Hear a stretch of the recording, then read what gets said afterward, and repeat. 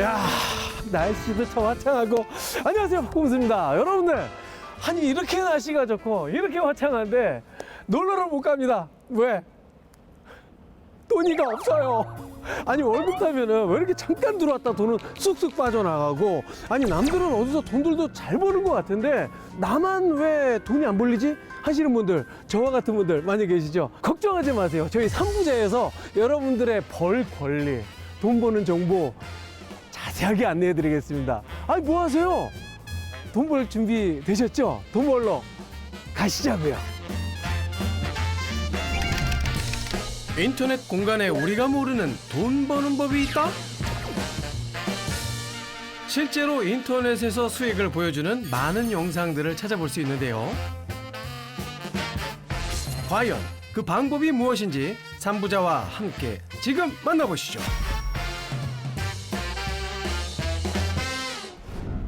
서울 강남의 한 마케팅 회사. 어디 보자. 오, 야, 어우, 야, 사람 엄청 많으시네. 다들 업무를 하느라 많이 바빠 보이시네요. 그러나 저러나 우리의 블로거는 어디 계실까요? 혹시 저 고지영 씨 계신가요? 고지영 씨? 드디어 만났습니다. 14년차 블로거 고지영 씨. 뭔가 굉장히 열심히 일들을 하시는데 지영 씨 직장이신가요? 아, 네, 맞습니다.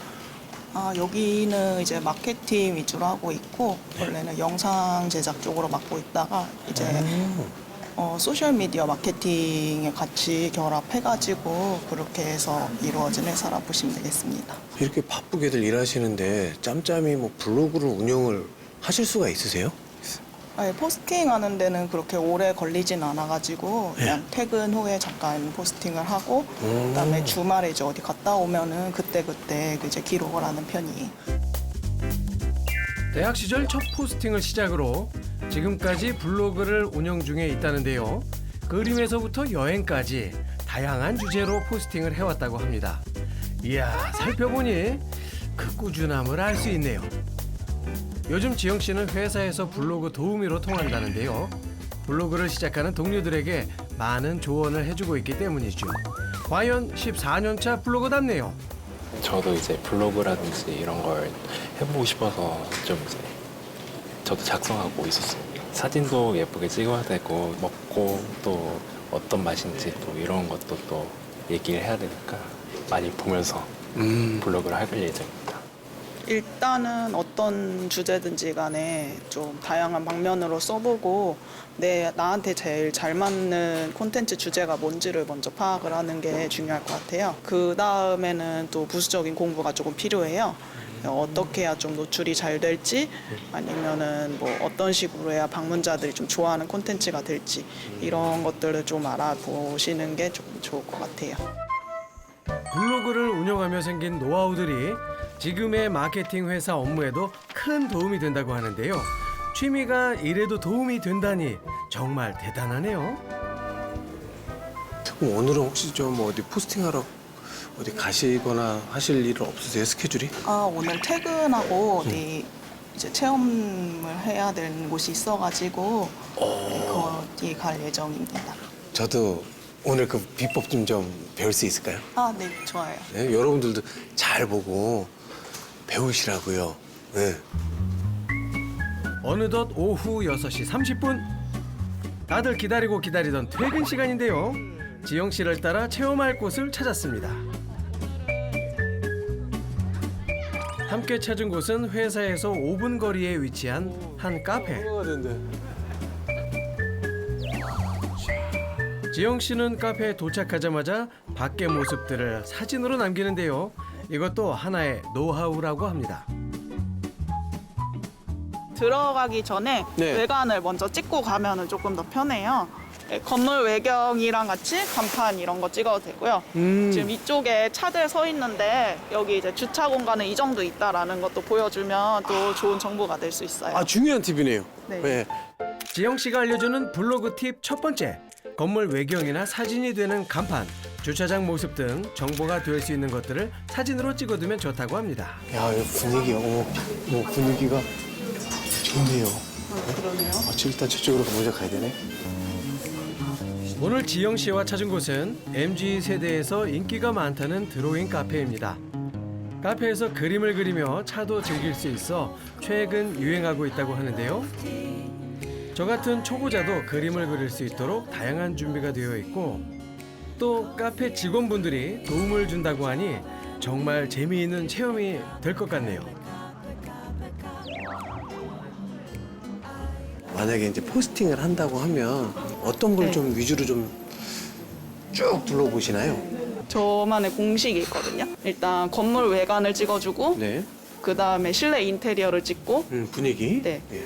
그리고 이제 오면은 가격들 많이 궁금해 하시잖아요. 궁금하죠. 네. 그래서 메뉴판이나 가격표 나온 거 찍고 그다음에 그림 그리면은 캠퍼스 맨 처음 받았을 때 어떻게 나오는지 맨 초반 나왔을 때 그걸 한번 찍고 그리고 인증샷을 여기서 찍으면 된다고 추천을 해주시면은 거기서 한번 또 찍어주고 그런 식으로 마무리를 하고 있어요. 본격적으로 체험에 들어가기 위해 앞치마와 팔토시, 모자 등을 착용하는데요. 이렇게 착용한 저희 모습 한번 봐주세요. 이거 써야겠다. 예술가 느낌 나잖아. 지영이 우리 셀카 하나 찍을까요? 네, 좋아요. 요거 요렇게 잘 어울릴 수 있나요? 자, 체험 전 사진도 찍었겠다. 이제 본격적으로 체험을 시작해봤습니다. 저와 지영 씨 모두 체험을 즐겨보았는데요. 제가 그림 그리는 것에만 집중을 하는 사이에 지영 씨는 블로그에 글을 올린다는 것을 잊지 않으신 것 같더라고요. 혹시 사진 찍으셨었나요? 중간중간에요? 네네. 체험도 하는 거는 네, 중요한데 예. 이제 중간중간 기록을 남기기 위해서 중간중간 찍어주면은 더 콘텐츠가 풍성해질 수 있어요. 그래서 그런 거 많이 기록 남겨주시면 더 좋아요. 그거 깜빡했네요. 지영 씨가 알려주는 두 번째 팁. 중간 과정을 사진으로 남겨라. 저도 배운 대로 열심히 찍었습니다. 전체적인 전경을 많이 사진을 담으시고 이제 거울마다 또 사진을 다 찍으시는 경우가 많고 이제 재료를 준비해 드리면 그런 사진을 먼저 찍으시고 그림을 그리시면서도 중간중간에 계속 사진을 찍으시면 이제 블로그 쓰시구나, 인플루언서구나 약간 이런 느낌이 들게 돼요. 오, 그림 전공하셔가지고 일단 느낌부터가 너무 좋아요. 이거 혹시 에펠탑? 아 맞아요. 너무 잘하셨는데요? 아 그래요? 다행이네. 뭔가 제가 도와드릴 거가 없을 것 같아요. 너무 잘하고 계셔가지고. 도와주러 오신 직원분의 칭찬을 듣고 체험의 마무리를 위해 집중해 봅니다. 자, 그리고 대망의 인증샷 타임. 카페에서 추천한 인증샷 장소에서 지영 씨와 함께 사진을 남겼는데요. 어때요? 제 그림도 나쁘지 않죠? 체험을 마치니 어느덧 늦은 밤이 되었습니다. 지영 씨는 집에 오자마자 옷도 갈아입지 않고 블로그 포스팅 준비에 바쁘시네요. 블로그의 진심이란 게 느껴집니다. 저희가 지영님 집까지 쫓아왔습니다. 불쑥 찾아와서 죄송합니다.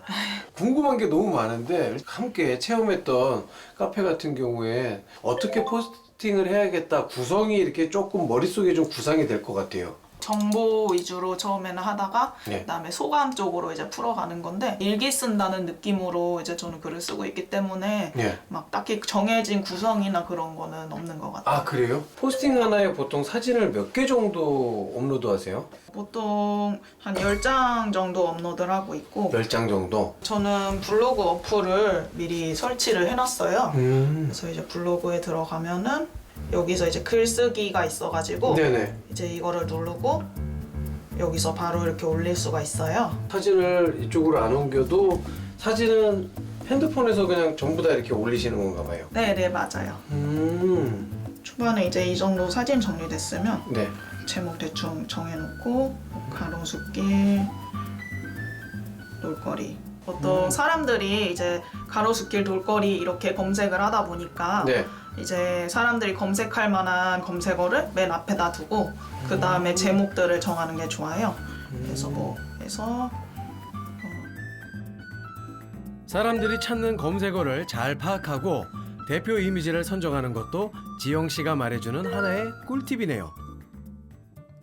여기 지금 이용료 보니까요. 5회 이용권, 10회 이용권이 있는데 이렇게 구입을 하면 훨씬 더 저렴하게 이용할 수 있네요. 네. 이런 포인트들은 되게 잘 짚으셨어요. 그래서 이런 부분들도 블로그에 같이 넣어주시면은 이제 방문자들 입장에선 정보를 더 많이 받을 수 있잖아요. 그렇죠. 네. 그래서 오. 그런 부분을 같이 적어주시면 돼요. 보셨죠? 제가 한 건 했습니다. 이 외에도 정보와 지도를 함께 활용하여 블로그에 포스팅하면 지도 검색 시 블로그 후기가 연동되어 블로그 노출이 더 잘 된다고 합니다. 진짜 이제 제 찐 궁금증. 네. 이게 정말 수입 창출이 되는지 저는 그게 참 궁금해요. 적게 들어오면은 안 들어올 때도 있긴 한데요. 없을 때도 있고 네. 뭐 포스팅을 안 하면 그럴 수 있죠. 예, 네. 예. 그리고 최고로 많이 들어왔을 때는 한 150만 원 정도. 150이요. 네. 와, 일기 쓰고 150이면 이게 어디예요? 와, 대박. 조건이 있나요? 어떻게 해야지 수입이 좀 발생이 될까요?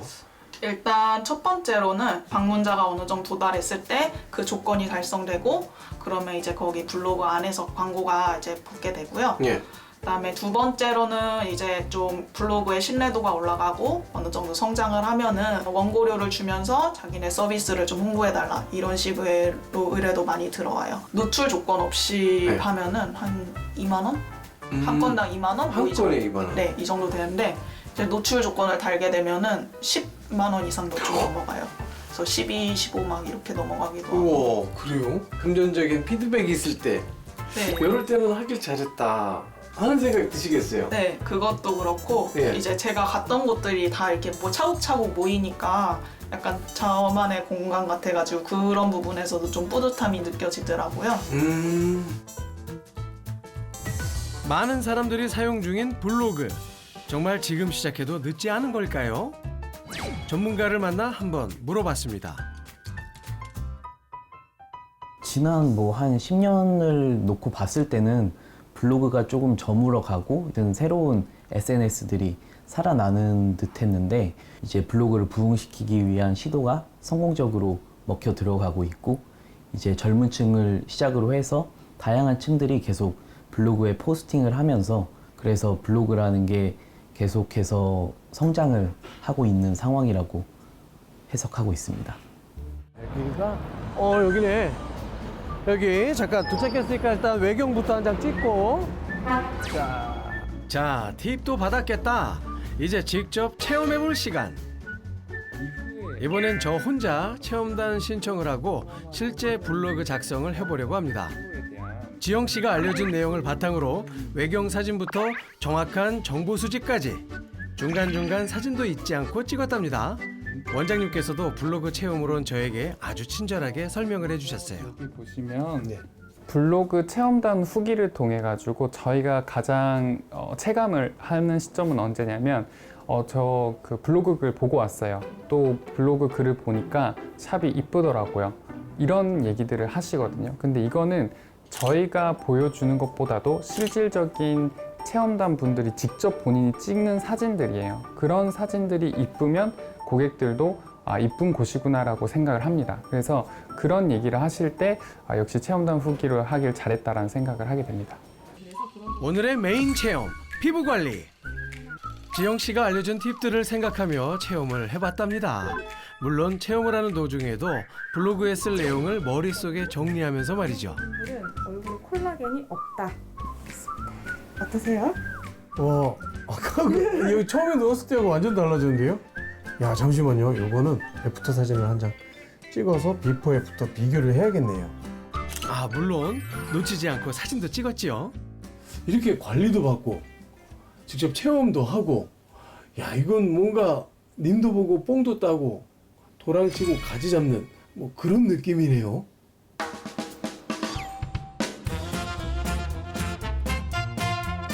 체험도 했으니 블로그에 포스팅도 해야겠죠? 지영 씨가 알려준 팁을 바탕으로 열심히 포스팅 했답니다.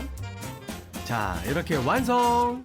자, 오늘은 저희 삼부자에서 이 블로그 포스팅을 이용을 해서 돈을 버는 방법 알려드렸습니다. 계속해서 저희 삼부자에서 돈 버는 방법, 돈이 되는 정보 소개를 해드리도록 하겠습니다.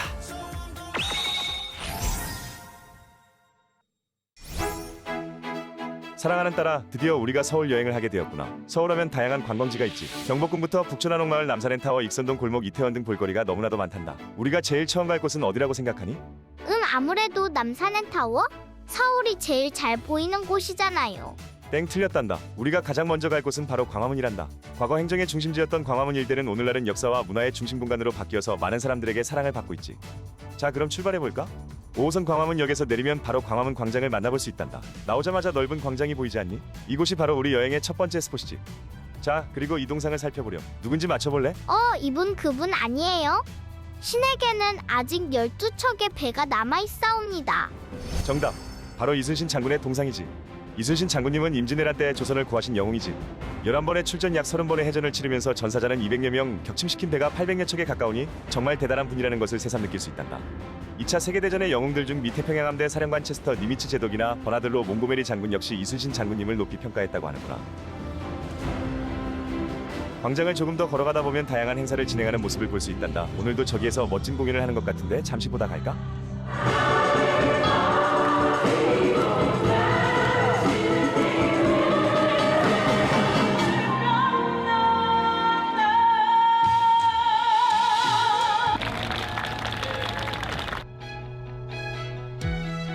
이뿐만이 아니란다. 계단을 내려가면 LED 화면으로 광화문 광장을 형상화한 예술 작품도 확인할 수 있지. 참 예쁘지 않니? 이외에도 여러 단체에서 주최하는 다양한 체험 코스들이 있으니 주말에 가족들이 나와 체험하기엔 정말 좋지. 자, 저기 또 다른 동상이 보이지? 바로 세종대왕님 동상이란다. 세종대왕님은 후민정음 창제 외에도 다양한 과학적 문화적 업적을 이루신 분이시지. 앙부일구이라고 불리는 해시계, 물시계, 자경루, 신기전, 화차 개발의 대마도도 정벌하시고 조선을 대표하는 최고의 성군으로 칭송받는 분이시니까. 재미있는 이야기도 있는데 황희 정승과 관련된 이야기란다. 1431년 만 68세가 된 시절부터 황희는 1449년까지 약 18년 동안 꾸준히 사직을 요청한단다. 결국 마지막에는 사직을 할 수 있게 되었지만 그때는 이미 세종대왕이 돌아가시기 4개월 전이었다는 이야기가 있단다. 이제 우리가 갈 곳은 한국의 근현대사를 잘 볼 수 있는 대한민국 역사박물관이란다. 또 역사예요? 오늘 여행의 컨셉은 아빠가 선택하기로 했었잖니. 아빠는 서울 여행을 위해서는 서울의 과거 모습도 알 필요가 있다고 생각했기 때문에 이렇게 준비했단다.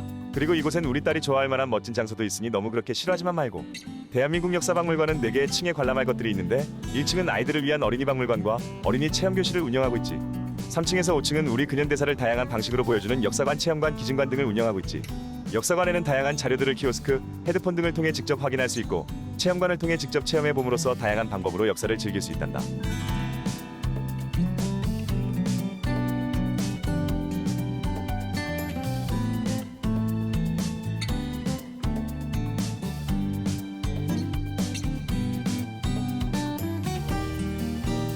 자, 이제 마지막으로 숨겨진 장소로 가볼까?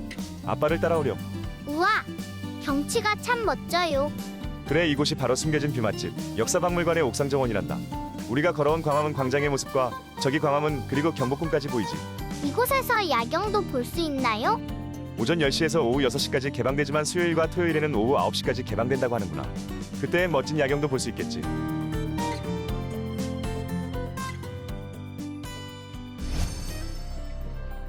늦었어. 조금만 빨리 가자. 안 그럼 멋진 장면을 놓칠 거야. 아까 옥상정원에서 보니 저곳에서 무슨 행사를 하는 것 같던데? 늦기 전에 도착했구나. 저기 저 수문장들을 보렴. 멋지지 않니?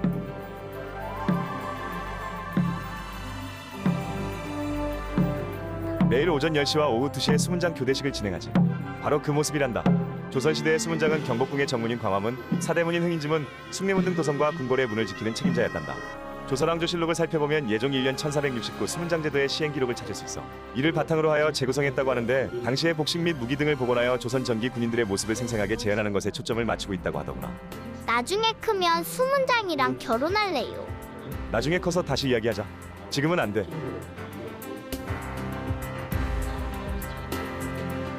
그리고 뒤가 바로 우리가 옥상정원에서 보았던 경복궁이란다. 조선시대 많은 왕들이 나라 전체를 다스렸던 중요한 곳이지. 경복궁은 조선 왕조 제1의 법궁으로서 1395년 태조 이성계가 창건하였는데 부침이 많았던 조선 중기 시절 임진왜란으로 인해 전소되었다가 고종 때 흥선대원군의 주도로 재건되었지. 자, 역사적인 이야기는 여기까지. 저기 저 관광객들을 보면 뭔가 신기한 점이 있지 않니? 옷이 한복이에요. 정답. 서울의 다양한 궁들은 한복을 입고 관람을 오면 무료로 입장이 가능하단다. 그래서 이렇게 다들 한복을 입고 오는 것이지. 이 주변에도 한복을 대여할 수 있는 한복 대여점이 많으니 나중에 우리도 한복을 입고 궁궐을 한번 거닐어 보도록 하자. 자, 여기까지가 오늘 아빠가 계획한 광화문 광장 코스란다. 재미있었니? 역사 공부한 느낌이에요. 아무래도 서울 여행을 시작하려면 우선 서울의 역사부터 알아야 한다고 생각했단다. 다음 여행지는 딸이 선택한다고 했으니 아빠도 한번 기대해보마. 서울 여행지도 완성을 하는 그날까지 파이팅!